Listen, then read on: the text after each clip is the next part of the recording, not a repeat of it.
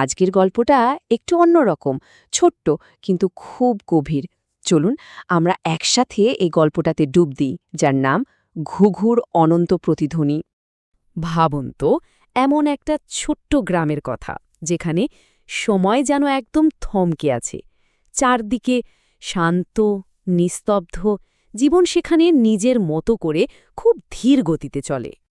আর সেই গ্রামের প্রায় মাঝখানে ছিল একটা বিশাল পুরনো আম গাছ। জানেন, ওটা শুধু একটা গাছ ছিল না, ওটা ছিল গ্রামের সবার বেড়ে ওঠার সব ভালোমন্দ গল্পের নীরব সাক্ষী। আর ওই বিশাল গাছেরই একটা ডালে এক ঘুঘু পাখি, হ্যাঁ, ছোট্ট একটা বাসা বেঁধেছিল সে। আমাদের আজকের গল্পটা কিন্তু তাকে নিয়ে। গল্পের এই অংশে আমরা দেখব এক অন্যরকম বন্ধুত্বের কথা। এমন একটা বন্ধুত্ব যেখানে কোনো কথা নেই, আছে শুধু অনুভূতি। রোজ, মানে একদম ঘড়ির কাঁটা ধরে ভোর হলেই ঘুঘুটার কুঁকু ডাকে সারা গ্রামের ঘুম ভাঙত। ব্যাপারটা অনেকটা প্রকৃতির নিজের অ্যালার্ম ক্লকের মতো, তাই না? আর জানেন, সেই ডাকের একজন শ্রোতাও ছিল। গাছের নিচে প্রতিদিন এসে বসত একটা ছোট্ট ছেলে। সে কিন্তু কিচ্ছু বলতো না, শুধু ওপরে তাকিয়ে ঘুঘুটার দিকে দেখত আর মিষ্টি করে হাসত।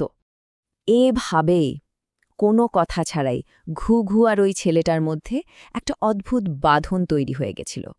মানে এমন একটা সম্পর্ক যেখানে কথা বলার কোনো দরকারই পড়ে না, একজন আরেকজনের আছে, এটাই যেন সব।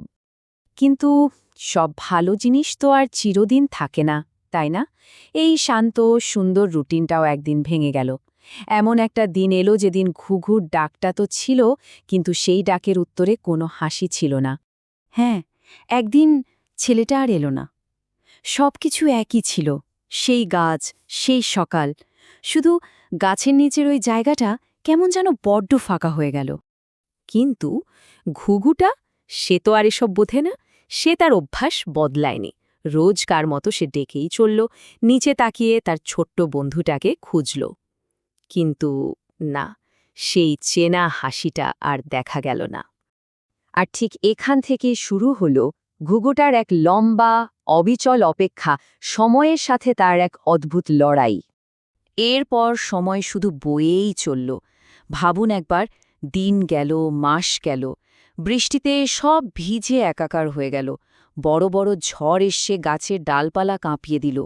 কত ঋতু এলো গেল, কিন্তু ঘুঘুটার অপেক্ষা বদলাল না। সে রোজ ঠিক ওই একই জায়গায় বসে তার বন্ধুর জন্য ডেকেই চলল।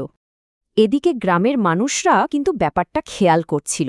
তারা দূর থেকে এই নীরব অপেক্ষা দেখত। আর তাদেরও কষ্ট হতো, কারণ তারা এমন একটা সত্যি জানত যেটা ওই বেচারা ঘুঘুটা জানত না। তারা জানত যে ছেলেটা আর কোনোদিনও ফিরবে না, আর কোনোদিনও ওই গাছের নিচে এসে বসবে না। এটা একটা কঠিন সত্যি ছিল, যেটা গ্রামের সবাইকেই মেনে নিতে হয়েছিল। কিন্তু ঘুঘুটা, সে কি সত্যিটা জানে? না তো, সে তো আর মানুষের ভাষা বোঝে না। তার ছোট্ট জগতে একটাই সত্যি ছিল, অপেক্ষা।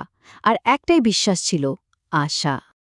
এরপর অনেক অনেক দিন কেটে গেল। যখন মনে হচ্ছিল এই অপেক্ষাটা হয়তো কোনোদিনও শেষ হবে না, ঠিক তখনই গল্পটা একটা নতুন মোড় নিল।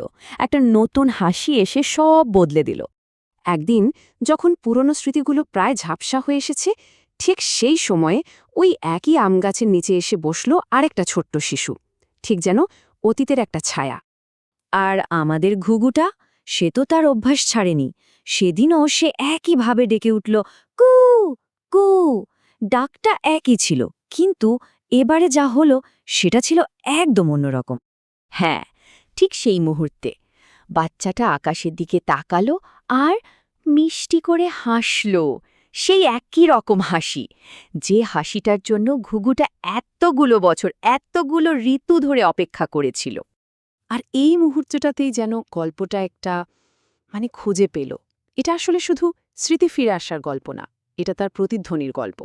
বাচ্চাটার ওই হাসিটা দেখে ঘুঘুটার বুকের ভেতরটা যেন একবারে হালকা হয়ে গেল। সে হয়তো বোঝেনি কেন এমন হলো, কিন্তু তার এতদিনের অপেক্ষাটা শেষমেশ একটা মানে খুঁজে পেল। আর এখানেই বোধহয় গল্পের সবচেয়ে বড় শিক্ষাটা লুকিয়ে আছে।